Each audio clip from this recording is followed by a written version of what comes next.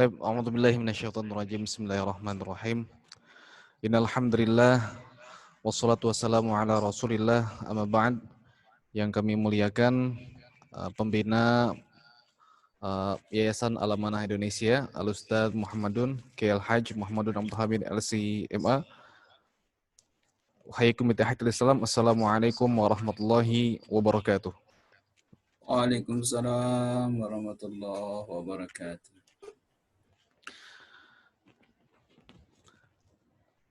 Alhamdulillah, santri, anak-anakku sekalian yang dirahmati Allah, kita semua dapat bertemu, berjumpa di virtual ini, di ruangan Zoom ini, sama-sama akan menyimak dalam rangka Stadium General yang akan disampaikan oleh Kiai kita, Al-Ustadz Al-Haj Abdul Hamid LC.MA.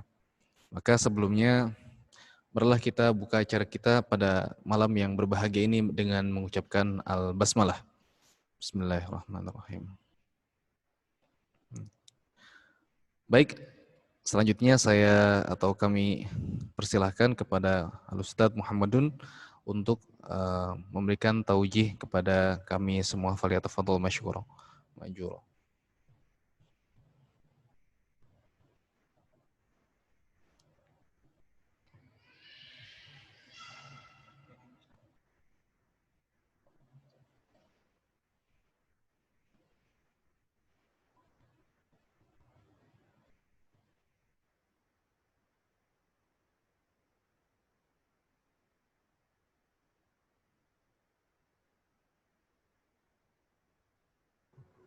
On s'annonce de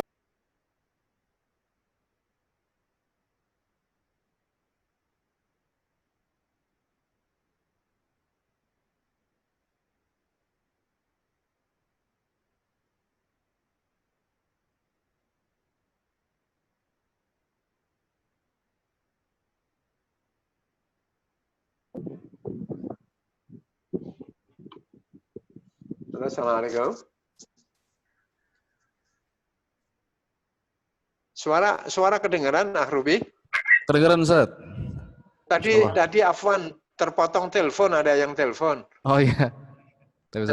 Jadi sekarang sudah saya, sudah. Tafadhal, Ustaz. Bismillahirrahmanirrahim. Assalamualaikum warahmatullahi wabarakatuh. Waalaikumsalam. Waalaikumsalam warahmatullahi wabarakatuh.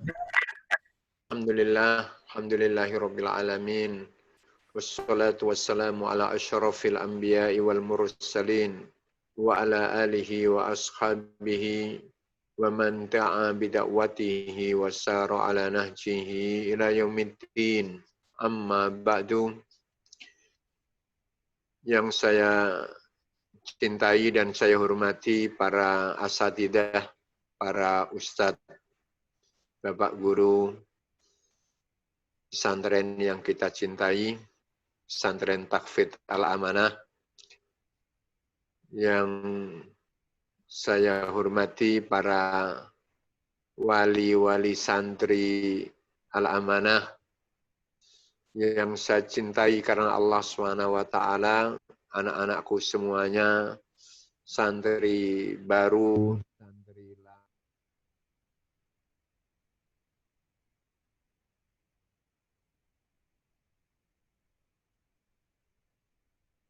Santri. Iya, ini gimana caranya? Bunyi. Apa sih? Makan apa? Ya, ntar.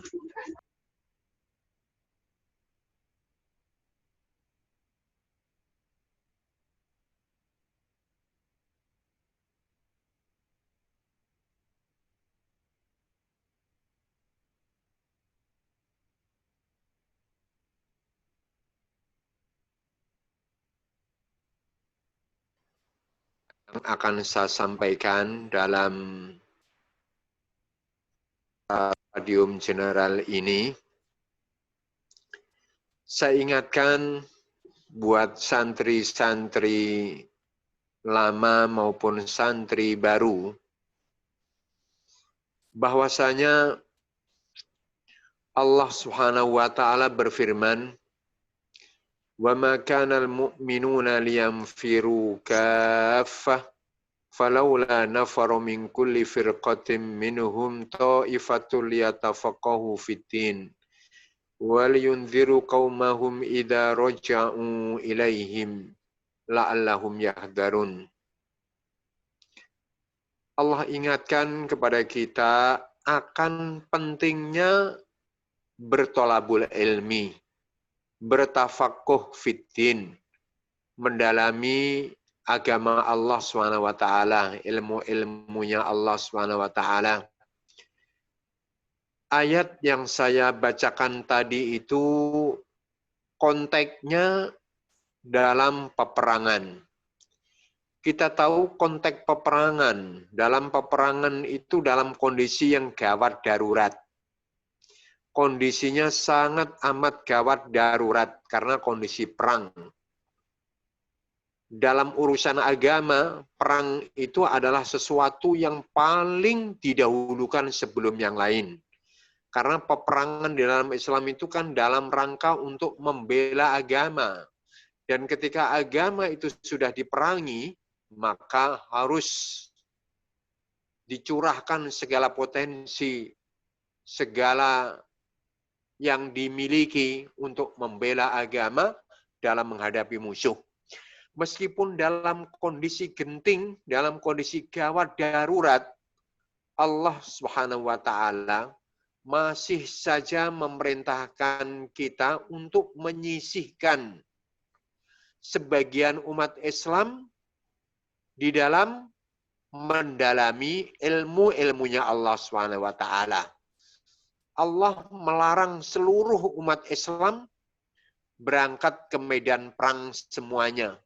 Hendaknya ada sekelompok, falaula nafara min kulli firqatin ta'ifatum minhum liyatafaqahu fiddin.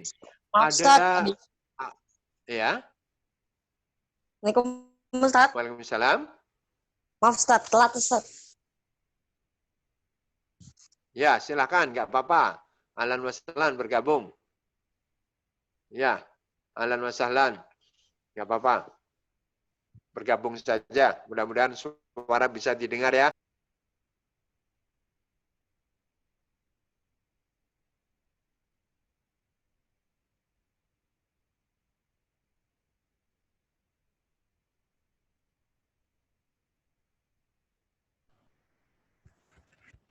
Afwan Ustaz, suaranya bisa diaktifkan lagi?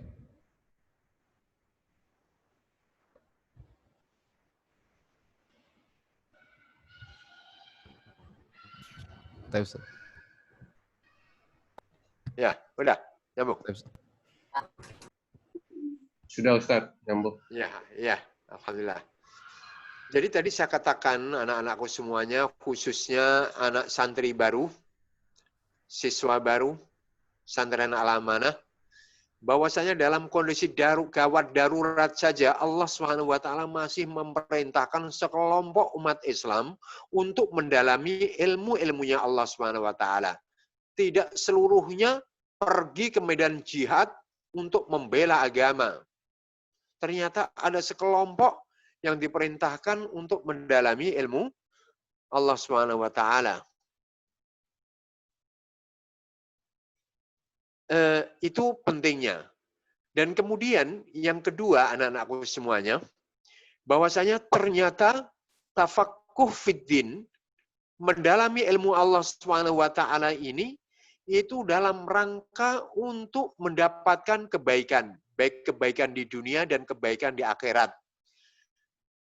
Kunci untuk mendapatkan kebaikan hidup, baik di dunia atau di akhirat, itu harus bertafakuh fiddin, harus mendalami ilmu-ilmunya Allah Subhanahu wa taala. Rasulullah Shallallahu alaihi wasallam berfirman, "Wa ma kana" Rasulullah Shallallahu alaihi wasallam bersabda dalam hadisnya, "Man yuridillahu bihi khaira yufaqihu fiddin." Hadis yang diriwayatkan oleh sahabat Muawiyah dari Bukhari dan Muslim. Siapa orangnya yang diinginkan oleh Allah Subhanahu wa taala untuk dijadikan hambanya yang baik, Jadi tanda-tanda manusia itu diinginkan dan diharapkan oleh Allah menjadi hambanya yang terbaik, itu tanda-tandanya adalah di saat dia difikihkan dalam urusan agama, dipahamkan dalam urusan agama Islam. Jadi ternyata di saat kita ini ditakdirkan oleh Allah SWT menjadi santri, yang di sini kita akan belajar Al-Quran, di sini kita akan belajar keislaman, itulah sebagai indikasi, sebagai tanda bahwasanya Allah memilih kita untuk dijadikan hambanya yang terbaik. Maka saya ucapkan selamat buat anak-anakku semuanya, santri baru, bahwasanya kalian ini di antara sekian makhluk Allah SWT yang banyak yang dipilih. Jadi termasuk makhluk-makhluk pilihan Allah SWT untuk dijadikan sebagai makhluk yang terbaiknya di saat kita diarahkan oleh Allah untuk belajar ilmu agama. Nah, oleh karena itulah anak-anakku semuanya yang dirahmati Allah SWT, ada hal-hal penting yang akan saya sampaikan, nasihat-nasihat khusus yang saya sampaikan, khususnya buat santri-santri baru, bahwasanya belajar itu anak-anakku semuanya perlu didasari dengan keikhlasan. Jadi kalian belajar, luruskan niat kalian hanya semata-mata untuk mencari ridhonya Allah SWT. Jadi tidak karena saing-saingan dengan yang lain, tidak karena tidak enak dengan yang lain, tidak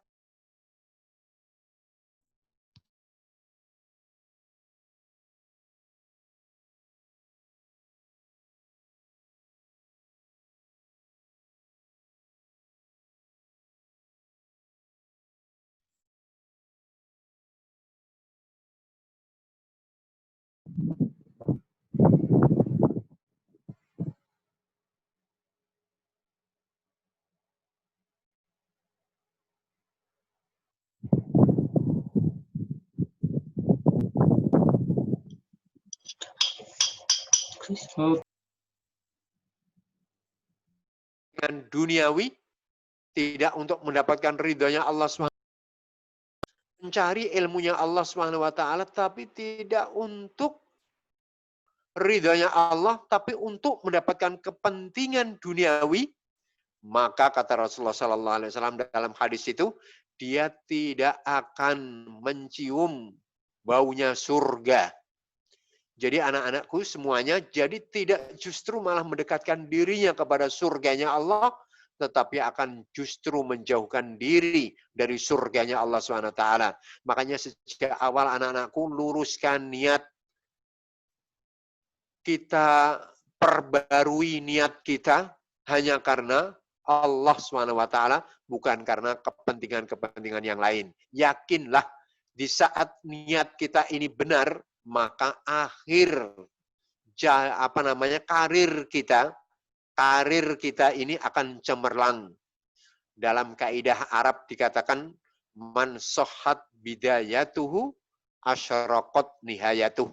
Anak-anakku semuanya, ini perlu kalian catat betul-betul di awal belajar ini, adalah man sohat bidayatuhu, barang siapa yang bidayah itu artinya permulaannya, dalam mengawali aktivitasnya, dalam mengawali kegiatannya, dalam mengawali program-programnya, di saat mengawali seluruh kerjaannya itu adalah sohat. Sohat itu artinya dari kata-kata sohih, benar, tidak salah, hanya ingin mendapatkan ridhonya Allah SWT, maka asyraqat nihayatuh. Nihayah itu pungkasan. Asyraqat itu adalah ujung, akhir. Maka ujung-ujungnya, akhirnya kehidupannya itu akan cemerlang. Jadi akan menjumpai masa depan yang cemerlang, madece, masa depan yang cemerlang insya Allah Ta'ala itu dengan niat yang benar. Makanya diluruskan, karena niat yang benar anak-anakku semuanya, ini yang akan membuat keistiqomahan dalam belajar. Jadi biasanya orang jenuh belajar, orang tidak semangat dalam belajarnya, itu ketika niatnya itu tidak lurus, niatnya itu tidak benar, itu biasanya tidak kuat bertahan lama. Jadi ada goncangan sedikit saja dalam belajar, itu tidak semangat lagi. Tapi kalau berangkatnya adalah ikhlas karena Allah SWT, itulah yang Allah akan memberikan taufiknya, Allah akan memberikan pertolongannya, dan Allah akan memberikan kemudahan-kemudahan di dalam menapai jalan ilmunya Allah SWT. Ini nasihat saya yang pertama. Kemudian anak-anakku semuanya yang kedua, nasihat saya adalah as-sabru. Perlu sabar anak-anakku semuanya. Jadi sunnatullah, Allah itu tidak akan membiarkan hambanya di dalam beribadah secara umum ini ya, dalam beribadah, dalam mengabdi kepada Allah, dalam menghambakan diri kepada Allah, itu jalan untuk menapai kebaikan itu tidak ditabur dengan bunga-bunga yang indah. Tapi jalan menapai kebaikan dan ketaatan itu penuh dengan onak dan duri. Jadi perlu sabar yang kuat. Jadi banyak rintangan-rintangan, banyak gangguan-gangguan. Nah sekarang anak-anakku semuanya, khususnya santri-santri baru, sekarang kan masih di tengah-tengah orang tua. Ya kan? Coba nanti kalau sudah pindah ke pesantren, meskipun pesantren itu sangat amat indah, tetapi jauh dari orang tua, itu biasanya rasanya berat. Nah inilah anak-anakku semuanya, awal dari sebuah ujian. Yang semula dekat dengan orang tua, yang semula seluruh kebutuhan-kebutuhan disiapkan oleh orang tua, tapi setelah pindah dari rumah orang tua ke pesantren, belum tentu sapaan-sapaan orang tua yang setiap saat kita jumpai, itu kita jumpai selama berada di pesantren. Nah, oleh karena itu perlu kesabaran. Karena orang yang sabar pasti berujung kepada kesuksesan. Dan disinilah Allah menguji gitu. Karena Allah Subhanahu wa Ta'ala itu di saat akan memberikan pertolongan, itu pasti banyak ujiannya. Gitu. Karena apa? Karena ketika orang itu sukses, setelah menapai jalan yang sulit, itu kesuksesan nanti itu akan digunakan untuk beribadah kepada Allah Subhanahu wa Ta'ala. Tapi kesuksesan ketika jalannya mulus, itu cepat nanti akan terlupakan. Sehingga dia kadang-kadang tersilaukan dengan kesuksesannya, kemudian dia lupa akan bersyukur kepada Allah Subhanahu wa Ta'ala. Karena apa? Karena kesuksesannya didapatkan dengan cara yang mudah.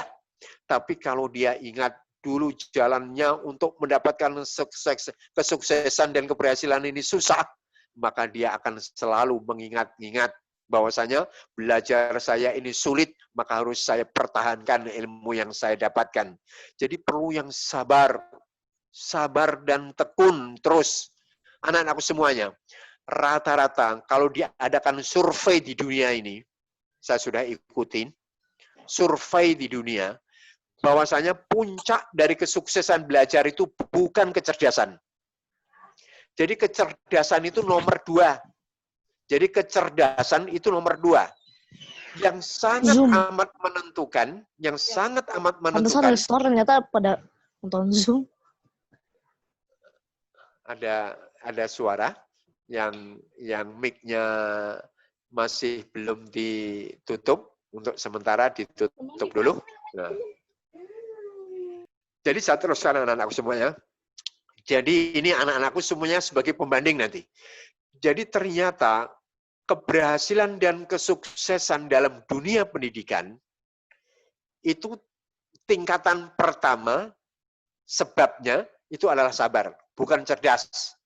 Banyak orang yang cerdas, tapi berjatuhan di tengah jalan. Sebenarnya otaknya hebat, luar biasa, tapi nggak sabar saja. Sehingga akhirnya memutuskan diri tidak meneruskan belajarnya. Dan ternyata ini tidak sedikit. Bahkan kalau saya perhatikan, orang yang lulus S2, S3, itu rata-rata karena kesabarannya. Yang cerdas dan tidak mau meneruskan, ya tidak bisa meneruskan ilmu. Tapi yang sabar, tekun, belajar, itulah yang sukses. Makanya anak-anakku semuanya perlu dengan kesabaran. Pasti rintangannya banyak, apalagi nanti setelah apa namanya ya, setelah pindah tempat. Itu walaupun pesantren hebat, gitu kan ya, fasilitasnya, tapi dengan jauhnya orang tua itu sudah teruji sendiri. Kemudian apalagi ketika sudah memasuki belajar. Nah itu ujiannya pun juga berat. Karena apa? Karena kita sudah menahapi tahapan yang kedua. Tahapan menghafalkan Al-Quran. Nanti tahapan pertama itu, wah ternyata nggak kita yang seperti bayangkan. Susah. Nah itu sebenarnya ujian pertama. Ujian pertama di sini. Diuji oleh Allah SWT. Jadi penuh dengan kesabaran. Tekun dan sabar. Itu kunci kesuksesan yang kedua setelah keikhlasan kepada Allah SWT. Kemudian anak-anakku semuanya, yang ketiga, itu adalah tulus zaman. Tul al-zaman. Tulu az-zaman itu waktunya lama. Makanya jangan cepat tergesa-gesa. Jadi mungkin ya, membuat satu program dalam 1 tahun, saya hafal 30 juz misalnya, itu programnya bagus. Tetapi manakala kok ternyata dalam program yang dicanangkan pertama 1 tahun ini belum sukses, jangan langsung memutuskan diri, tidak mau meneruskan, tapi rubahlah menjadi 2 tahun. Karena memang butuh waktu belajar ini. Jadi sunnatullah. Bahkan saya itu tidak pernah namanya heran, apalagi kagum. Ketika mendengar program 3 bulan hafal 30 juz. Justru saya sejak awal sudah tidak tertarik mendengarkan dan mengikuti beritanya. Karena memang sunatullah. Al-Quran ini diibaratkan seperti onta yang diikat. Kalau kita nanti belajar Al-Quran, jadi orang yang memiliki Al-Quran itu seperti orang yang memiliki onta yang diikat.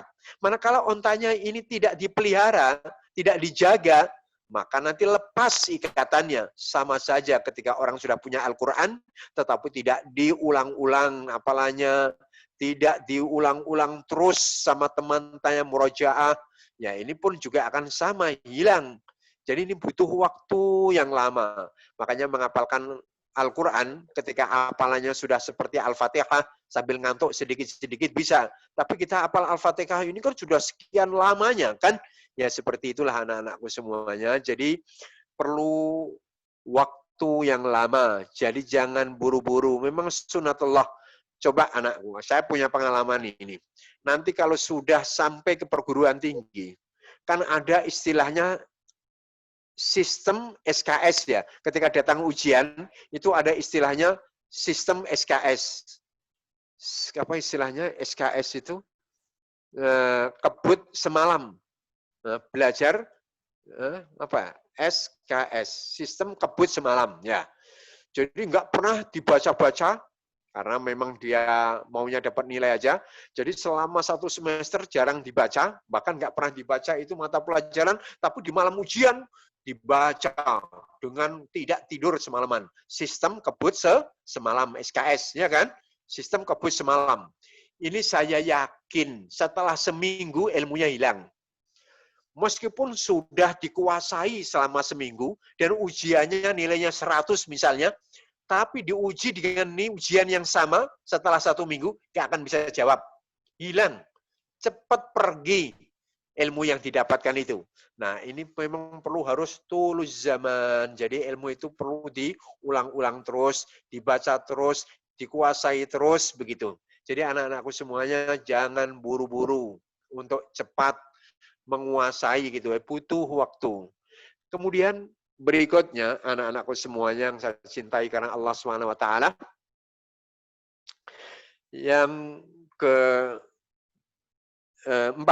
yang keempat, syaratnya adalah al-khirs.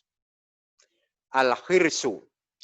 Al-khirsu itu artinya, kalau dalam bahasa Prancis Timurnya, anak-anak, Prancis itu di barat apa di timur ya? Ya, Prancis Timur ini, bukan Prancis Barat ya.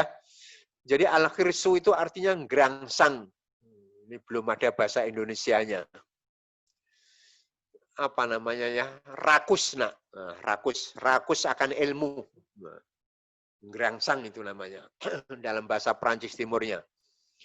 Jadi al-khirsu itu artinya tidak pernah puas dengan ilmu. Jadi selalu haus akan ilmu. Makanya anak-anakku semuanya, nasihat saya nanti, jangan biarkan waktu itu berlalu tanpa membaca. Jangan biarkan waktu berlalu tanpa digunakan untuk mengulangi pelajaran.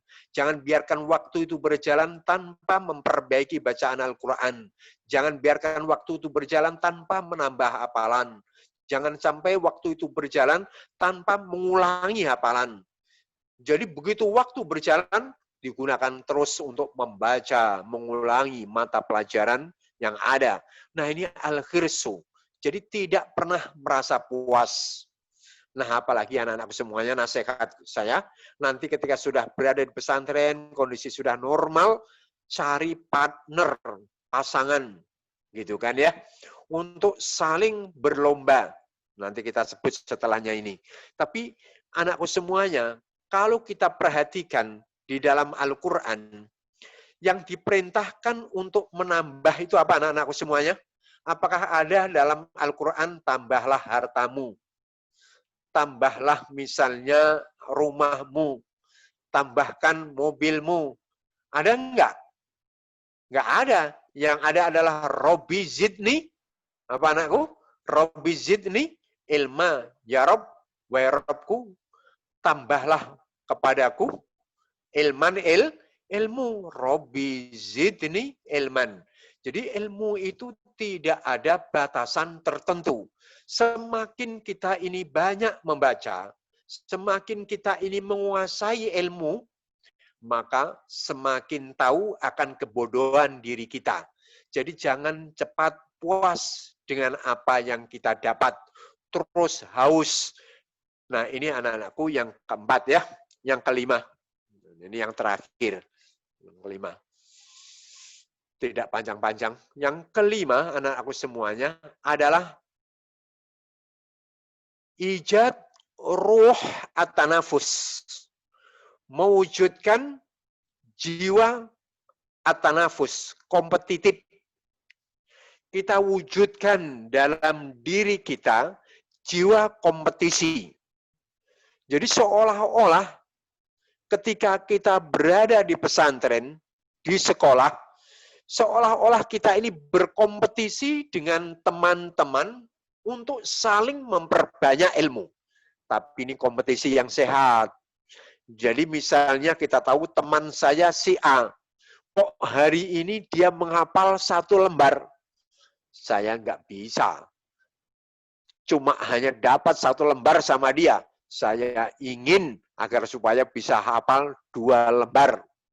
Kemudian dia tahu si B dalam sehari kok bisa murojaah hafalannya, mengulangi hafalannya, misalnya 5 halaman dalam sehari. Saya akan mengulangi 6 halaman. Jadi jiwa kompetitif ini harus kita wujudkan. Teman saya misalnya dalam sehari kok misalnya membaca 50 halaman buku, saya harus lebih di dalam membaca buku dari yang dibaca oleh temanku.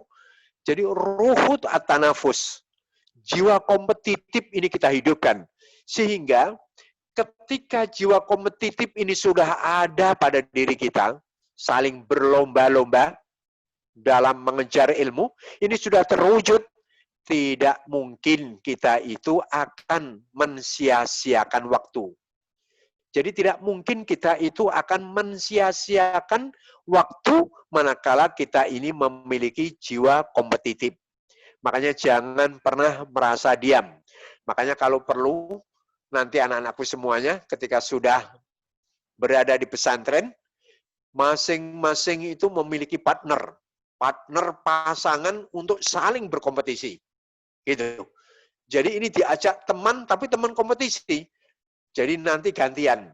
Yang satu menghafalkan kepada temannya sebelum disetorkan ke ustadznya, disetorkan ke teman. Saya hari ini hafal 2 juz, hafal apa namanya? 2 halaman. Wah, saya akan bisa 1-2 halaman setengah begitu. Jadi seperti itu terus anak-anakku semuanya. Saya masih teringat ketika saya masih seperti anak-anak belajar, ketika saya melihat teman saya itu memegang buku Alfiyah. Karena masa kecil saya itu tidak menghafalkan Al-Quran, tapi menghafalkan Alfiyah. Dan Alfiyah ini lebih sulit daripada Al-Quran. Jadi kok saya melihat teman saya, satu sekolahan, satu kelas, dia pegang Alfiyah yang untuk dihafal, kitab Alfiyah 1000 bait yang dihafal, saya harus cepat pegang dan saya hafal juga. Bahkan ketika di kelas, ketika ada evaluasi pelajaran dari Pak Ustadz, mengevaluasi sebelum mengawali pelajaran baru, mengevaluasi pelajaran yang telah disampaikan pada hari sebelumnya, dievaluasi dulu masing-masing anak-anak. Si A, apa arti ini? Ada apa arti ini? Sebelum dimulai pelajaran baru, kok saya tahu teman kompetitif saya bisa menjawab. Saya nggak bisa menjawab. Oh, sedihnya bukan main saya. Kalah dengan kompetitor saya. Pesaing saya. Jadi saya harus bisa dan melebihi. Nah, jiwa kompetitif ini kita hidupkan, tapi harus kompetitif yang sehat, yang membangun. Tidak boleh kompetitif yang sifatnya merugikan pihak yang lain. Nah, inilah insya Allah akan sukses di saat sifat-sifat yang saya sampaikan, kriteria-kriteria yang saya sampaikan ini dikuasai oleh anak-anakku semuanya, insya Allah nanti akan Allah memberikan pertolongan. Jadi Allah memberikan pertolongan itu akan melihat sesungguhnya kesungguhan. Dan yang terakhir masih satu lagi, yaitu kesungguhan, mujahadah anak-anakku semuanya. Yang terakhir adalah mujahadah, kesungguhan, sungguh-sungguh. Jadi tidak banyak mainnya, sungguh-sungguh. Karena Allah SWT telah berjanji, walladzina jahadu fina lanahdiyannahum subulana. Jadi barang siapa yang bersungguh-sungguh berada pada jalan kami, jalannya Allah SWT, pasti Allah memberikan petunjuknya. Jadi petunjuk yang mengarahkan kepada tujuan besar kita, itu dibuka peluangnya oleh Allah, tetapi syaratnya harus diawali dengan mujahadah. Makanya ini kan kalau boleh dikatakan syarat dan jawab. Jadi harus ada sebab musabab. Allah akan memberikan petunjuk menuju kepada kesuksesan, itu ada syaratnya. Syaratnya harus ada walladzina jahadu fina lanahdiyannahum subulana. Siapa yang bersungguh-sungguh berada pada jalan kami, maka akan kami tunjuki jalan-jalan kami yang banyak. Jadi anak-anakku semuanya, inilah pesan yang saya sampaikan di awal-awal belajar kita ini, meskipun dalam kondisi sulit, tapi dengan kesungguhan Allah SWT akan memberikan kemudahan-kemudahan kita kepada kita semuanya. Ini saja mungkin yang bisa saya sampaikan, Ustadz. Saya ada janji lagi setelah acara ini kita bagi-bagi. Mudah-mudahan anak-anakku semuanya saya bisa berdoa agar supaya Allah SWT cepat mengangkat wabah ini, kita secepatnya kembali ke tempat belajar kita. Disitulah kita lebih akan bisa mengoptimalkan potensi yang Allah anugerahkan kepada kita untuk sampai kepada tujuan yang baik, sehingga tujuan Allah memilih kita untuk belajar menjadi hamba yang terbaik ini cepat terrealisir dalam kehidupan kita. Ini saja yang bisa saya sampaikan. Aku liqauli hadza. Wassalamualaikum warahmatullahi wabarakatuh.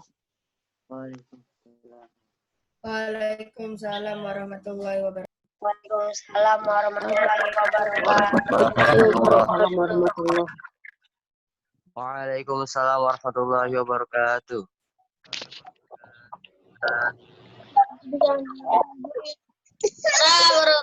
Waalaikumsalam. Jazakumullah Ustaz. Ustaz Rohbi, saya izin live nggak apa-apa ya? Saya sudah terlambat sedikit. Oh, ya. Tapi Ustaz, jazakumullah Ustaz atas waktu dan kesempatannya. Ya, anak-anak semuanya, insya Allah kita ketemu di pesantren ya. Semuanya, ya, insya Allah. Assalamualaikum warahmatullahi wabarakatuh. Assalamualaikum warahmatullahi wabarakatuh.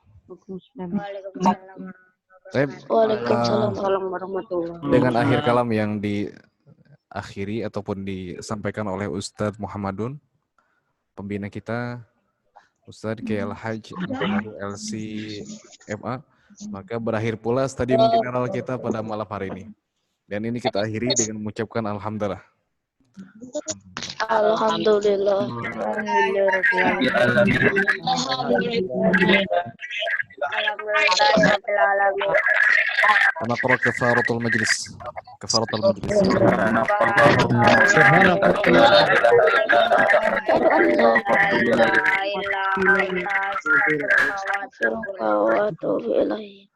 Bagi seluruh santri yang belum masuk ke grupnya masing-masing, grup tahfidz, grup ulum syar'i maupun grup PKBM, silakan di japri ustadz yang memiliki atau ustadz yang memiliki nomornya. Boleh ke Ana, boleh ke Ustaz Zainul dan sebagainya.